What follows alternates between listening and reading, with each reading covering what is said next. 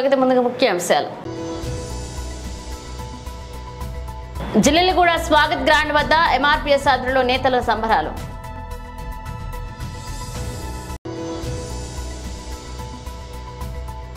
Abids police station పరిధి కట్టెల మండిలో చిన్నారి కిడ్నాప్ కలకలం.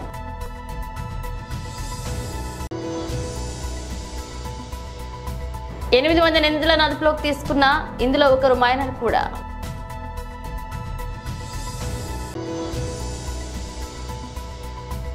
శంషాబాద్ ఔటర్ రింగ్ రోడ్ పెద్ద గోల్కొండ వద్ద భారీగా గంజాయి. ఎస్సీ ఎస్టీ వర్గీకరణపై సుప్రీంకోర్టు ఇచ్చిన తీర్పును హర్షిస్తూ జిల్లెలగూడ స్వాగత్ గ్రాండ్ వద్ద ఎంఆర్పీఎస్ ఆధ్వర్యంలో నేతలు సంబరాలు చేసుకున్నారు. మందకృష్ణ మాదిగ చిత్రపటానికి పాలాభిషేకం చేశారు ఎంఆర్పీఎస్ నాయకులు. జిల్లెలగూడ స్వాగత్ గ్రాండ్ వద్ద ఎంఆర్పీఎస్ నాయకులు బాణాసంచ కాలుస్తూ మిఠాయిలు తినిపించుకుంటూ నృత్యాలు చేశారు. ఈ కార్యక్రమంలో పాల్గొన్న వారు రంగారెడ్డి జిల్లా అధికార ప్రతినిధి బుర్రా రవి, రాష్ట్ర సీనియర్ నాయకులు డిటి నరసింహ, ఎంఆర్పీఎస్ రాష్ట్ర కళామండలి కార్యదర్శి సంజీవ, బాలాపూర్ మండల సీనియర్ నాయకులు అశోక్, ఆంజనేయులు, సురేష్, శ్రీను, స్వామి, చిన్న, ఎం సుధాకర్, ఎంఆర్పీఎస్ నాయకులు పాల్గొన్నారు.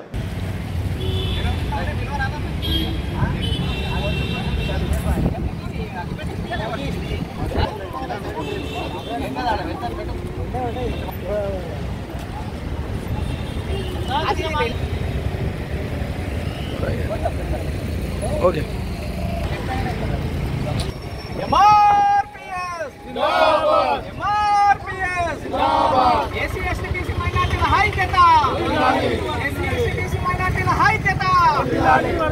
మందకృష్ణ మాది గారి నాయకత్వం, మందకృష్ణ మాది గారి నాయకత్వం.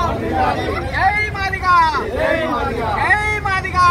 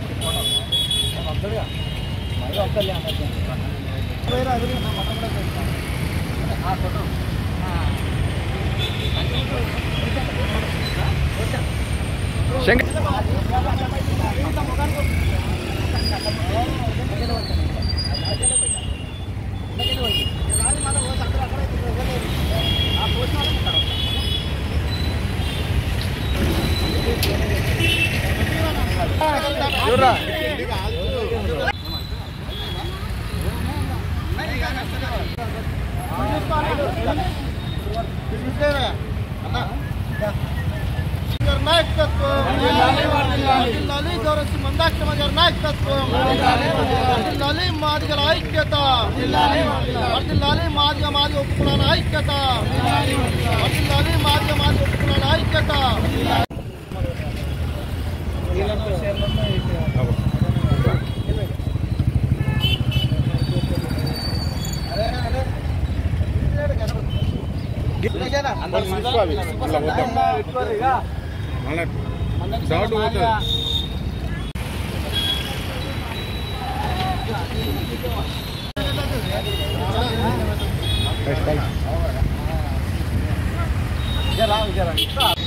రెండు లాడీలు ఉంటే మజా వస్తుంది. అది ఉన్నది పోయింది. అది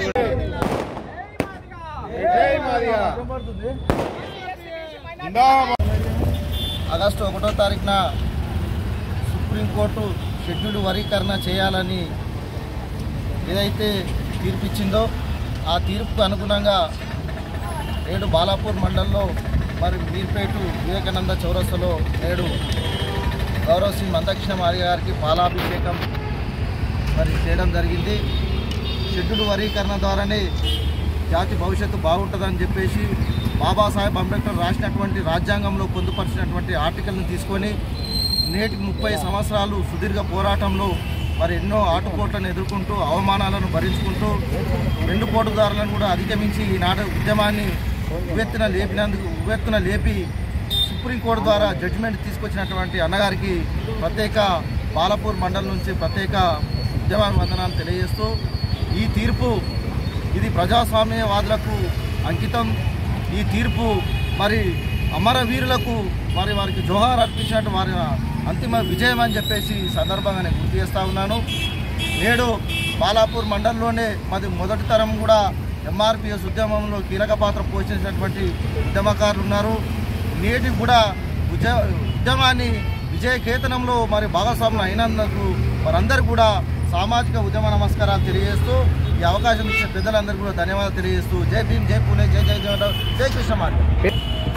బొర్ర రవి మాదిగ, రంగారెడ్డి జిల్లా అధికార ప్రతినిధి.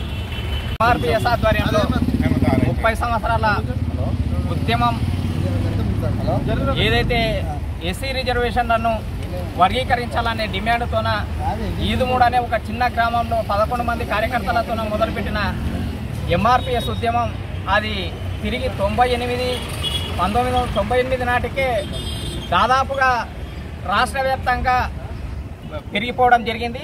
అప్పటి నుంచి 98లో చేపట్టిన ఉద్యమం ద్వారా అప్పటి ప్రభుత్వం ఉమ్మడి ఆంధ్రప్రదేశ్ ఉన్నప్పుడే ఉమ్మడి ఆంధ్రప్రదేశ్లో అప్పటి ప్రభుత్వం చంద్రబాబు ప్రభుత్వము 2000 సంవత్సరంలో వర్గీకరణ రాష్ట్రపతి ఆమోదంతో తెలపడం జరిగింది. రాష్ట్రపతి ఆమోదంతో వర్గీకరణ జరిగితే ఆ వర్గీకరణకు ఆమోదం పొందిన తర్వాత 2000 సంవత్సరం నుంచి 2004 నవంబర్ 5వ తారీఖు వరకు అమలు జరిగిన వర్గీకరణ దీన్ని కొంతమంది ఏదైతే దీన్ని ఓడ్చుకోలేని స్వార్థపరులు ఎవరైతే ఉన్నారో మాలవర్గానికి సంబంధించిన ఆ మాలవర్గాలకు సంబంధించిన కుల సంఘాలకు ఆ ఉప కులాలు ఎవరైతే ఉన్నారో వాళ్ళందరూ ఒక సుప్రీంకోర్టుకు వెళ్ళి సుప్రీంకోర్టులో ఏది ఒక పిటిషన్ ద్వారా రాజ్యాంగ సవరణ జరపాలి అని చెప్పి వాళ్ళు ఆ రోజు చేయడంతో ఆ వర్గీకరణ అనేది నవంబర్ 5వ తారీఖు 2004 నవంబర్ 5వ తారీఖు రోజు మాదిగ కళ్ళల్లో నీరు తిరిగిన రోజు కనుక ఆ రోజు నుంచి ఈ రోజు వరకు మరోసారి ఉద్యమాలు మొదలైనవి. 98 తర్వాత మరోసారి ఉద్యమాలు.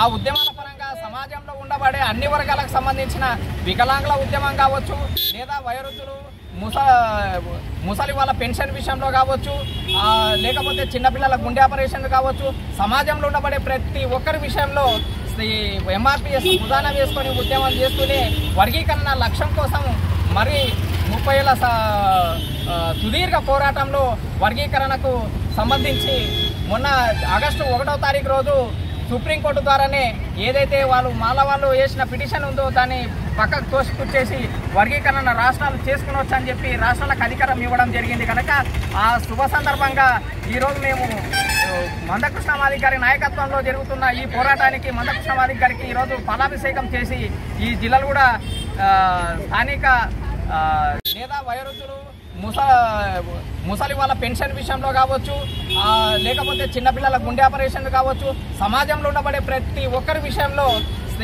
ఎంఆర్పిఎస్ ప్రధాన వేసుకొని ఉద్యమం చేస్తూనే వర్గీకరణ లక్ష్యం కోసం మరి 30 ఏళ్ల సుదీర్ఘ పోరాటంలో వర్గీకరణకు సంబంధించి మొన్న ఆగస్టు 1వ తారీఖు రోజు సుప్రీంకోర్టు ద్వారానే ఏదైతే వాళ్ళు వేసిన పిటిషన్ ఉందో దాన్ని పక్కకు తోసిపుచ్చేసి వర్గీకరణ రాష్ట్రాలు చేసుకునవచ్చు అని చెప్పి రాష్ట్రాలకు అధికారం ఇవ్వడం జరిగింది. కనుక ఆ శుభ సందర్భంగా ఈరోజు మేము మందకృష్ణ మాదిగ గారి నాయకత్వంలో జరుగుతున్న ఈ పోరాటానికి మందకృష్ణ మాదిగ గారికి ఈరోజు ఫలాభిషేకం చేసి ఈ జిల్లాలు కూడా స్థానిక లలితనగర్ చౌరస్తాలో పెద్ద ఎత్తున పాల్గొనడం జరిగింది. ఈ సభను ఉద్దేశించి వర్ధిల్లాలే కృష్ణ మాదిగ గారి నాయకత్వం, వర్ధిల్లాలే గౌరవశ్రీ మందకృష్ణ. ఎంఆర్పిఎస్ గత 94లో మొదలైనటువంటి ఎంఆర్పిఎస్ ఉద్యమం గత కొద్ది సంవత్సరాల కింద మాదిగలు కులం పేరు చెప్పుకోవడానికి సిగ్గుపడ్డ ఆ రోజుల్లో ఈరోజు ధైర్యంగా 30 సంవత్సరాలు అల్లిపెరగని పోరాటం చేసి ఒక మాదిగ జాతికి ఒక పెద్ద దిక్కైనటువంటి సిగ్గు కాదు, మాకు భగవంతుడితో సమానం మందకృష్ణ మాదిగ. ఎందుకంటే ఒకప్పుడు కులం పేరు చెప్పుకోపడడానికి సిగ్గుపడ్డ మేము ఈరోజు ధైర్యంగా మేము మాదిగలము అని బహిర్గతంగా మేము చెప్పుకొని తిరగగలుగుతున్నామంటే కేవలం మన అభినవ్ అంబేద్కర్ కృష్ణ మాదిగని సదౌరంగా నేను గౌరవంగా చెప్పుకోగలుగుతున్నాను. ఈ యొక్క పోరాటానికి ఆయనకు పాలాభిషేకం చేస్తూ ఆయనకు మన కృతజ్ఞతలు చెల్లిస్తున్నాం. ఎంఆర్పిఎస్. నా పేరు తాండా సంజీవ మాదిగ, రాష్ట్ర కళ మండలి ప్రధాన కార్యదర్శి. ఎంఆర్పి. ఎంఆర్పిఎస్ రాష్ట్ర నాయకులు ప్రియాంక భర్త భీమా బేగం బజార్ చేత్రికి అనే మహిళ తన సోదరి కుమారుడు వృతిక్ తన సోదరుని కూతురు ప్రి ప్రగతి సాయంత్రం తన తల్లి ఇంటికి కట్టెలో మండికి సాయంత్రం వచ్చారు. ఇక తన సోదరి కుమారుడు సోదరుని కూతురు ఇంటి సమీపంలో ముత్యాలమ్మ ఆలయం వద్ద ఆడుకుంటున్నారని తెలిపిన ప్రియాంక కొద్దిసేపటికే తన కుమారుడు వృతిక్ ఇంటికి వచ్చిన ప్రగతి ఇంటికి రాకపోవడంతో చుట్టుపక్కల వెతికిన ప్రగతి మేనత్త ప్రియాంక ఎంతసేపటికి కనిపించకపోవడంతో అబిడ్స్ పోలీసులకు ఫిర్యాదు చేశారు. ప్రియాంక కేసు నమోదు చేసుకున్న అబిడ్స్ పోలీసులు ఇక 5 బృందాలుగా విడిపోయి పోలీసులు సీసీటీవీ ఫుటేజ్ ఆధారంగా దర్యాప్తు కొనసాగిస్తున్నారు.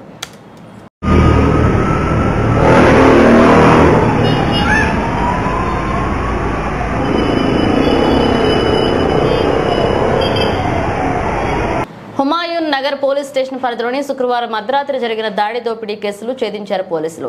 8 మంది నిందితులను అదుపులోకి తీసుకున్నారు. ఇందులో ఒక మైనర్ కూడా ఉన్నారు. నిందితుల వద్ద నుండి ఒక Apple cell phone, gold chain, కత్తి, ద్విచక్ర వాహనాన్ని స్వాధీనం చేసుకున్నారు.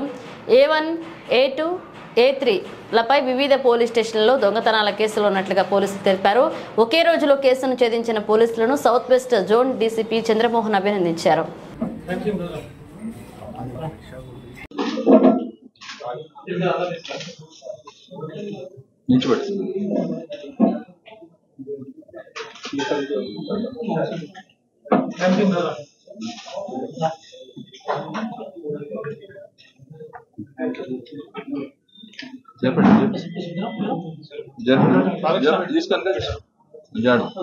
జూనియర్ లేదు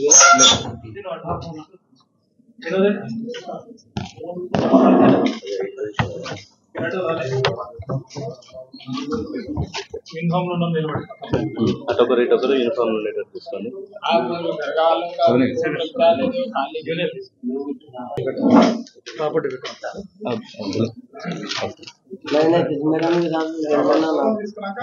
దో తారీఖు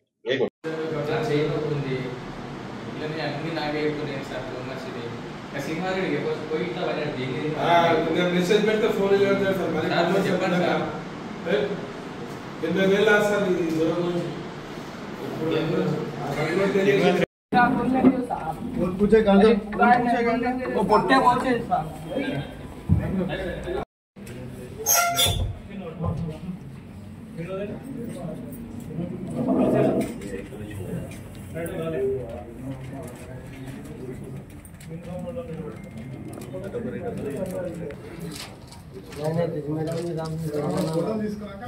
दो तारीख 2 and 3rd August intervening hours मतलब 30/2024 में एक डकैती ऑफेंस हुआ है.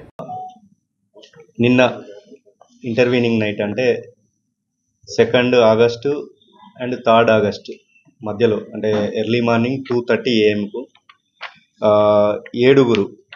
ఏడుగురు అక్యూజులు మనం ఆల్రెడీ లిస్ట్ మీకు ఫర్నిష్ చేయడం జరిగింది.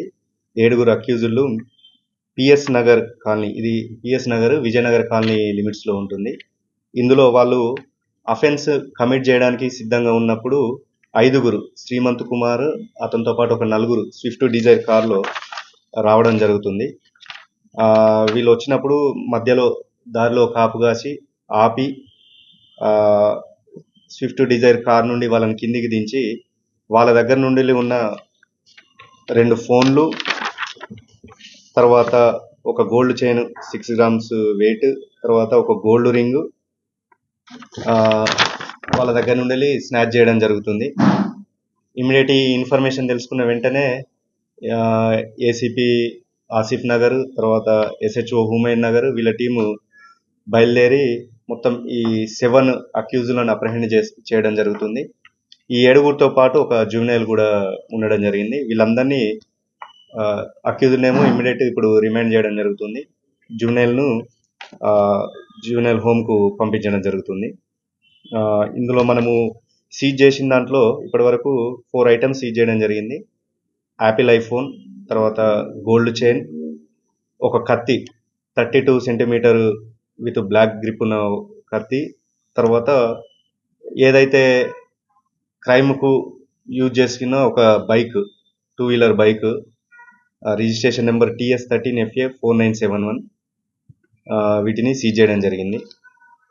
సో ఇందులో ఉన్న అక్యూజులకు ఒక 3 ప్రీవియస్ క్రిమినల్ బ్యాక్గ్రౌండ్ కూడా ఉంది. A1 అక్యూజ్డ్ ఏమో రాయదుర్గం పిఎస్లో ఒక ప్రాపర్టీ అఫెన్స్లో ఇన్వాల్వ్ అవ్వడం జరిగింది. A2 అక్యూజ్డ్ మీద 17 ప్రాపర్టీ అఫెన్స్లు ఉన్నాయి డిఫరెంట్ పోలీస్ స్టేషన్లో. A3 మీద ఒక 2 ప్రాపర్టీ అఫెన్స్లు ఉన్నాయి. సో ఈ కేసును అతి తక్కువ టైంలోనే చేసినందుకు ఏసీపీ బృందానికి, తర్వాత SHO హుమైన్ నగర్ సైదేశ్వర్కు, తర్వాత DI ఈ టీం అందరికీ సిపి గారి తరఫున నా తరఫున అభినందనలు తెలియజేస్తున్నాను. వాళ్ళకి రివార్డ్ రోల్ కూడా ప్రపోజ్ చేయడం జరిగింది. వాళ్ళు ఆ టైంలో ఏదో ఒక అఫెన్స్ చేయడానికి వాళ్ళు సిద్ధంగా ఉన్నారు. వాళ్ళ దగ్గర ఆల్రెడీ నైఫ్ కూడా ఉంది కాబట్టి ఆ టైంకి ఎవరు వస్తే వాళ్ళ మీద ఇదే డకైటీ చేద్దామన్న ఆలోచనలు ఉన్నారు. ఏదన్నా ఉంటే వస్తువులు గుంజుకోవడం, లేదంటే అసాల్ట్ చేయడం, వాళ్ళ దగ్గర ఏ విలువైన వస్తువులు ఉన్నా తీసుకుందామన్న ఒక ప్లానింగ్ లో వాళ్ళు ఉండడం జరిగింది. వీళ్ళందరిది డిఫరెంట్ ఏరియా. బట్ అక్కడ వీళ్ళు ఆల్రెడీ ఫ్రెండ్స్. బజార్ ఘాట్ లో ఒక అతను ఉంటారు, బజార్ ఘాట్ లో 2 ఉన్నారు, హుమైన్ నగర్ లో ఒక 2 ఉన్నారు, విజయనగర్ కాలనీలో ఒక 2 ఉన్నారు. సో వాళ్ళంతా ఫ్రెండ్స్, ఇదే లోకల్ ఏరియాలో వాళ్ళు ఉండడం జరిగింది. అంతా ఫ్రెండ్స్ వీళ్ళు ఒకే లొకాలిటీలో, నియర్ లొకాలిటీ ఉండడం వల్ల లైక్ మైండెడ్, ఇక వాళ్ళ సేమ్ మైండ్ ఉండడం వల్ల ఫ్రెండ్స్, అట్లా అది ఫ్రెండ్షిప్ అంతే.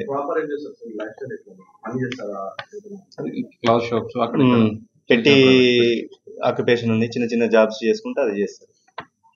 ఇంకా ఫస్ట్ ఏదైనా ఉంటే మీకు ఎప్పటికప్పుడు అప్డేట్ చేయడం జరుగుతుంది. శంషాబాద్ ఔటర్ రింగ్ రోడ్ లో పెద్ద గోల్కొండ వద్ద భారీగా గంజాయి పట్టుకున్నామన్నారు శంషాబాద్ పోలీసులు. సైబర్ SOT పోలీసులు, నార్కోటిక్ పోలీసులు సంయుక్తంగా ఆపరేషన్ నిర్వహించి గంజాయి పట్టుకున్నట్లుగా కంటైనర్లో తరలిస్తున్న సుమారు 800 కిలోల గంజాయి సీజ్ చేశామన్నారు. పట్టుబడ్డ గంజాయి విలువ 2,80,00,000 వరకు ఉంటుందని, ఒరిస్సా నుండి మహారాష్ట్రకు ఈ గంజాయి సప్లై చేస్తున్నారు. ఇక అరకుకు చెందిన రాము అనే వ్యక్తి ఈ గంజాయి స్మగ్లింగ్ లో కీలక నిందితుడు. బలిమెలకు చెందిన సోమనాథ్ అనే వ్యక్తి కమిషన్ ఏజెంట్ గా వ్యవహరిస్తూ ట్రాన్స్పోర్ట్ గా ఉంటున్నాడు. ఇక గంజాయి ట్రాన్స్పోర్ట్ చేస్తున్నందుకు సోమనాథ్ ప్రతి ట్రాన్స్పోర్ట్ 3 లక్షలు తీసుకుంటాడు. మహారాష్ట్రకు చెందిన రిసీవర్ మారుతి పటేల్ పరహరిలో ఉన్నాడు. అతన్ని త్వరలోనే పట్టుకుంటామన్నారు. మహారాష్ట్రలో మారుతి గంజాయి రిసీవ్ చేసుకున్న తర్వాత మహారాష్ట్రతో పాటు కర్ణాటకలో ఫ్లెడ్లర్లకు సప్లై చేస్తాడు. ఈ కేసులో సంజీవారెడ్డి బీదర్ కు చెందిన వ్యక్తి డ్రైవర్ కమ్ ట్రాన్స్పోర్టర్ గా ఉన్నాడు. సంజీవ్ విఠల్ రెడ్డి ఈ నెల 31న ఫుడ్ ఐటమ్స్ లోడ్ తీసుకుని వైజాగ్ డిమార్ట్ కు వెళ్లాడు. అక్కడి నుండి వస్తూ రాము సహకారంతో తన కంటైనర్ లో గంజాయి తీసుకుని వచ్చాడు.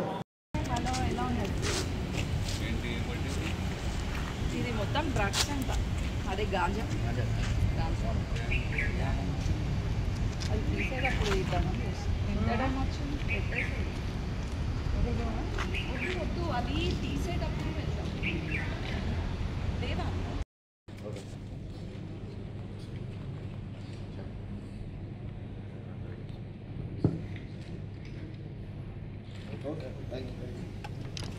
ఇందాక శ్రీనివాస్ గారు చెప్పినట్టు తెలంగాణ పోలీస్ ఈ నార్కోటిక్స్ అండ్ సైకాట్రిక్ సబ్స్టెన్సెస్ పైన 0 టాలరెన్స్ తోటి దీన్ని ఎట్లయినా అరికట్టాలనే లక్ష్యంతో ముందుకెళ్తాం జరుగుతుంది. దాంట్లో భాగంగానే ప్రతి ఫేస్లో, that is supply, distribution, consumer, ప్రతి ఫేస్లో దీన్ని ఒక యాక్షన్ ప్లాన్ తోటి ముందుకెళ్తాం జరుగుతుంది. అట్లానే మా సిపి సైబరాబాద్ ఆదేశాల మేరకు ప్రతి schools, colleges, communities, all sections of సొసైటీలో యాంటీ డ్రగ్ కమిటీస్ కూడా పెడతాం జరిగింది.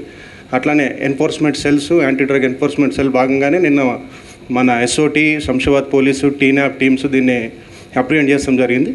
కాబట్టి I appeal to the public that మీరు కూడా ఈ ఫైట్లో మాతో పార్ట్నర్ అయ్యి దీన్ని ఇంకా ఎఫెక్టివ్ చేయాలని కోరుకుంటున్నాను. Thank you very much. కొద్దిగా బిల్స్ లేనట్టు అనిపించినాయి. దానికి GST అవన్నీ కూడా దానికి సంబంధించిన వే బిల్ కూడా లేదని ఇప్పుడే తెలిసింది. అది దాన్ని కూడా కన్సర్న్ ఆఫీసర్స్తో చెక్ చేయిస్తాం సార్. ఇంత పగడ్బందీగా ప్లాన్ చేసిన తెలంగాణ పోలీసులు ఎట్ట పట్టుకున్నారు సార్? ఏమంటారు? ఇంత పగడ్బందీగా నెంబర్లు మార్చారు, దొరకకుండా చేశారు. కానీ మన పోలీసు కళ్ళు దొరికిపోవడం కష్టమే, కానీ ఇంత ప్లాన్ చేసిన మీరు పట్టుకుంటే ఎలా సార్? మీ అందరికి తెలియాల్సింది ఒకటే, కొద్దిగా బిల్స్ లేనట్టు అనిపించినాయి. దానికి GST అవన్నీ కూడా దానికి సంబంధించిన వే బిల్ కూడా లేదని ఇప్పుడే తెలిసింది. అది దాన్ని కూడా కన్సర్న్ ఆఫీసర్స్తో చెక్ చేయిస్తాం సార్. ఇంత పగడ్బందీగా ప్లాన్ చేసిన తెలంగాణ పోలీసులు ఎట్ట పట్టుకున్నారు సార్? ఏమంటారు? ఇంత పగడ్బందీగా నెంబర్లు మార్చారు, దొరకకుండా చేశారు. కానీ మన పోలీసు కళ్ళు దొరికిపోవడం కష్టమే, కానీ ఇంత ప్లాన్ చేసిన మీరు పట్టుకుంటే ఎలా సార్? మీ అందరికి తెలియాల్సింది ఒకటే, అబిడ్స్ లో కట్టెల మండిలో కిడ్నాప్ కు గురైన పాపను అబిడ్స్ పోలీసులు స్టేషన్ కు తీసుకొచ్చారు పోలీసులు. రంగారెడ్డి జిల్లా ఇమ్యూల్ నర్వా గ్రామంలో పట్టుకున్నారు పోలీసులు. కిడ్నాపర్ ఎండి బిలాల్ బీహార్ కు చెందిన వ్యక్తిగా గుర్తించారు. కిడ్నాపర్ ను విచారిస్తున్నారు పోలీసులు. సీసీ కెమెరాల ఆధారంగా కేసు ఛేదించారు పోలీసులు.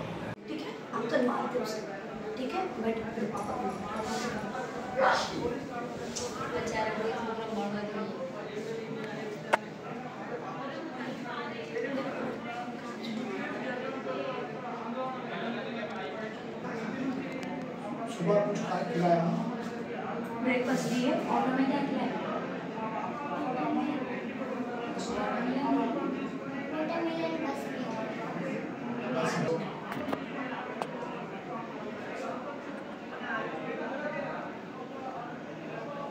तुम उधर खेल रहे ना तुम्हारा बस में आए अंकुल अंकुल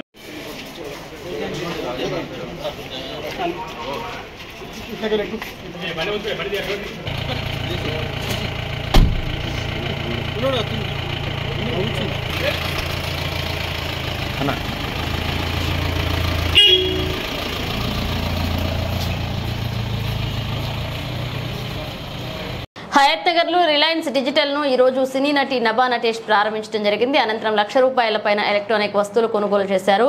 వినియోగదారులతో ఫోటో దిగి వారికి వస్తువులను అందించి సందడి చేశారు. సినీ నటి నభా నటేష్ మాట్లాడుతూ హయత్ నగర్ లో అతిపెద్ద రిలయన్స్ డిజిటల్ స్టోర్ ను ప్రారంభించడం చాలా సంతోషంగా ఉందని, ప్రముఖ నటితో మీట్ అండ్ గ్లీట్ లో పాల్గొన్న వారికి మరియు ప్రత్యేక సంతకం చేసిన వస్తువులను అందించారు. ఉత్సాహాన్ని పెంచడానికి రిలయన్స్ డిజిటల్ కొత్త స్టోర్ లో ఉత్తేజకరమైన ఎర్లీ బర్డ్ ఆఫర్లతో ప్రముఖ బ్యాంక్ కార్డులపై 10% వరకు తక్షణ తగ్గింపును అందిస్తుందని నటి తెలిపారు.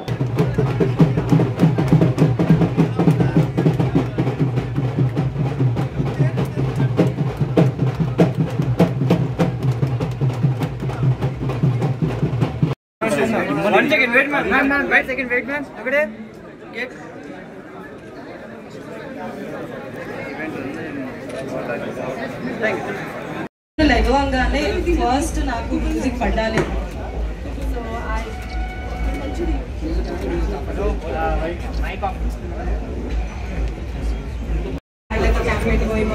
కర్ణాటక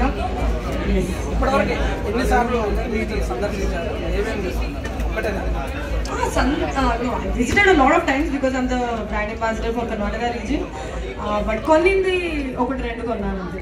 మీలాగా నాకు కూడా because I'm a shopaholic also. I can't walk out of the store when once I come in, so I have a problem with that.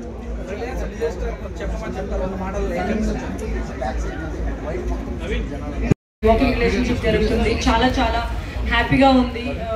I've been a brand ambassador for Reliance for 2 years now. It's been an absolute pleasure working with them, and Hayath Nagar లో store launch చేయడం చాలా చాలా they have like amazing happening collections అని చెప్పొచ్చు. మొత్తం gadgets మనం అంతా జీవితం జరుగుతుంది. So they have everything, every possible amazing collection, all the latest electronic items and all the updated versions of all your cool mobiles to music players to speakers to everything. నాకైతే చాలా చాలా చాలా నచ్చుతుంది ఇక్కడ వచ్చి షాపింగ్ చేయడానికి. I hope you guys also will enjoy coming here and shopping and you know have fun. That's all. Yeah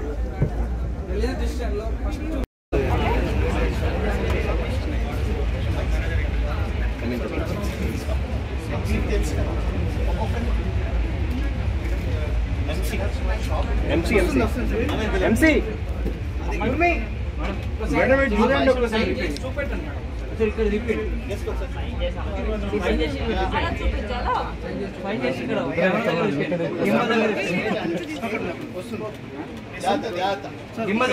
కనికరం లేని పరిస్థితిని ఎదుర్కొంటున్న వాయనాడ్ ప్రకృతి విపత్తు బాధితులను ఆదుకోవడం మన సమిష్టి బాధ్యత అని సిపిఐ జాతీయ కార్యదర్శి డాక్టర్ కె నారాయణ అన్నారు. ఊహించని ఘోరమైన వరదలు, కొండ చర్యలు కనికరం లేకుండా వందలాది మంది ప్రాణాలు బలిగొన్నాయని, ఇది హృదయ విదారకరమైన సంఘటన అని ఆవేదన వ్యక్తం చేశారు. హైదరాబాద్ అబిడ్స్ కూడలిలో నుండి సిపిఐ ఆధ్వర్యంలో కేరళ వాయనాడ్ విధ్వంసకర వరదలు, కొండ చర్యలు విరిగిపడిన బాధితుల సహాయార్థం విరాళాల సేకరణ నిర్వహించారు. అబిడ్స్, కోచి, గన్ ఫౌండరీ, బషీర్బాగ్, లిబర్టీ తదితర ప్రాంతాల్లో కె నారాయణ విరాళాలు స్వీకరించారు. పశ్చిమ కనుమల వెంట విస్తరించి ఉన్న పచ్చని పర్వత ప్రాంతమైన భాగమైన వాయనాడ్ కేరళను సందర్శించే ప్రజలకు ప్రధాన పర్యాటక కేంద్రమని నారాయణ పేర్కొన్నారు. సమృద్ధిగా ఉన్న కొబ్బరి, తాటి చెట్లు, దట్టమైన అడవులు, వరి పొలాలు, ఎత్తైన శిఖరాలు కేరళలోని గొప్ప ప్రకృతి దృశ్యాలతో అలంకరించి ఉంటాయన్నారు. వీటిని రక్షించుకోవాల్సిన బాధ్యత మనందరిపై ఉందన్నారు.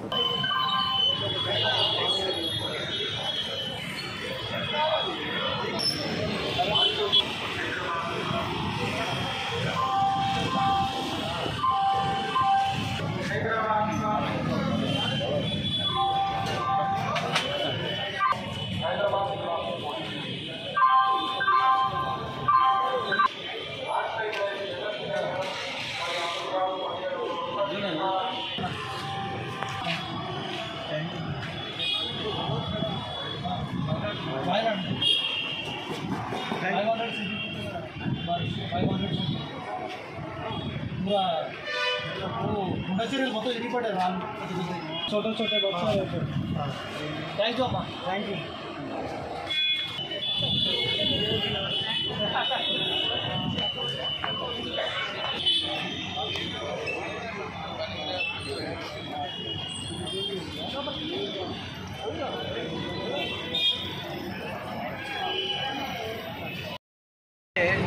అది ప్రకృతి వరం లాంటి రాష్ట్రం. అది భారతదేశం మొత్తం సహజమైనటువంటి అడ్డచందాలంటే రాష్ట్రం, పర్యాటకుల్ని ఆకర్షించే రాష్ట్రం.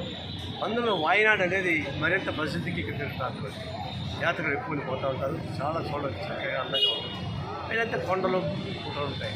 అధిక వర్షం వచ్చిన వల్ల కొండలు మధ్యలో పెరిగిపోయి వచ్చేపోయినాయి. ఇళ్ళు కొన్ని వేల ఇళ్ళు మాయమైపోయి కనపడ్డది. మనుషులు కూడా దొరకడం లేదు. బుర్ర తీసుకుపోయారు, అది పట్టుకునే కష్టంగా శవాలు కూడా దొరకలేదు. కానీ వెళ్ళే పద్ధతుల్లో దర్శనం జరిగిపోయింది. ఇక ప్రకృతి వైపరీత్యాల వల్ల వాయనాడు ప్రజానీకాన్ని కాపాడుకోవడానికి కావాల్సిన ఏర్పాటు చేయాలి. అది కేంద్ర ప్రభుత్వం ముందుకొచ్చి దీన్ని ప్రకృతి వైపరీత్యంగా ప్రకటించాలి, నేషనల్ కెలామిటీగా ప్రకటించాలి. తద్వారా సాగు చేయాలి. కేరళ రాష్ట్రం కేంద్ర ప్రభుత్వం విగ్రహం కాబట్టి వివక్షతో కూడుకున్న పద్ధతిలో కేంద్ర ప్రభుత్వం పనిచేస్తాం. కరెక్ట్ కాదు. రాజకీయాలు లేదు, మానవత్వం లేదు. మానవత్వ రీత్యాలను కాపాడుకునే బాధ్యత రాజకీయ అతీతంగా అందరూ కలిసి చేయాల్సిన పనులు ఉంది. ఆ విషయంలో మేనిఫెస్టో పెట్టుకుని చేయాలి. భారత కమ్యూనిస్ట్ పార్టీగా మేనిఫెస్టో దేశపోతుందిగా అన్ని రాష్ట్రాల్లో పనులు సొసైటీ చేయడం, బట్టలు, బియ్యం, తర్వాత వంట సామాగ్రి ఇవన్నీ కూడా చేయడానికి ప్రయత్నిస్తున్నాం. కొంతమంది బిల్డర్స్ అప్పుడు మాట్లాడి ఆ ఇళ్ళు కట్టడానికి కూడా అలా ఒక 5 ఇళ్ళు 10 ఇళ్ళు కట్టించడం బాగానే ఉంటుంది. అందులో 10-20 లక్షల ఇళ్ళు వస్తాయి.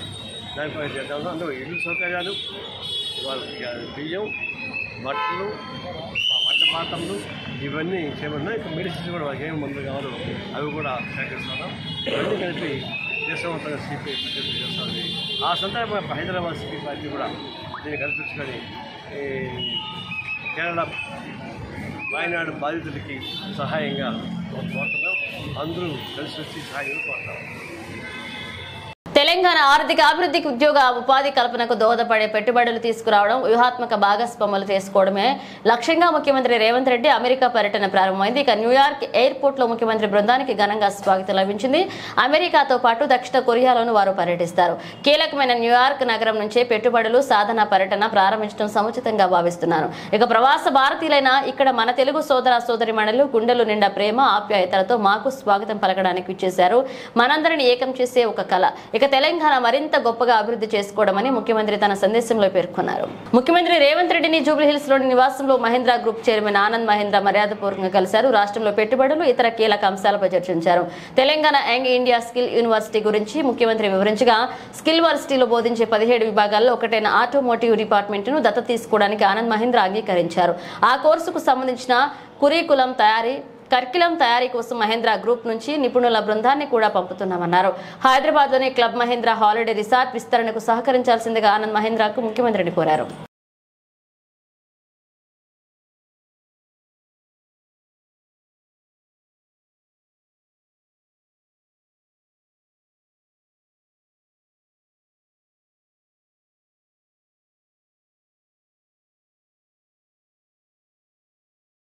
కేరళ, ఉత్తరాఖండ్ మరియు హిమాచల్ ప్రదేశ్ లో విరోచిత రెస్క్యూ ఆపరేషన్ లో పాల్గొన్న భారతీయ సైన్యం, వైమానిక దళం, ఎన్డీఆర్ఎఫ్ సిబ్బంది. బులెటిన్ ముగించే ముందు హెడ్లైన్స్ మరోసారి.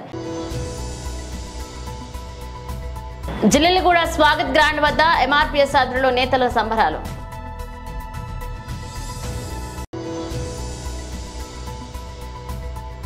అబిడ్స్ పోలీస్ స్టేషన్ పరిధి కట్టెల మండిలో ఓ చిన్నారి కిడ్నాప్ కలకలం.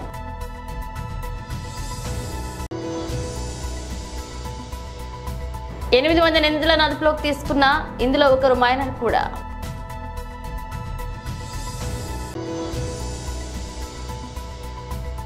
శంషాబాద్ ఔటర్ రింగ్ రోడ్ పెద్ద గోల్కొండ వద్ద భారీగా గంజాయి.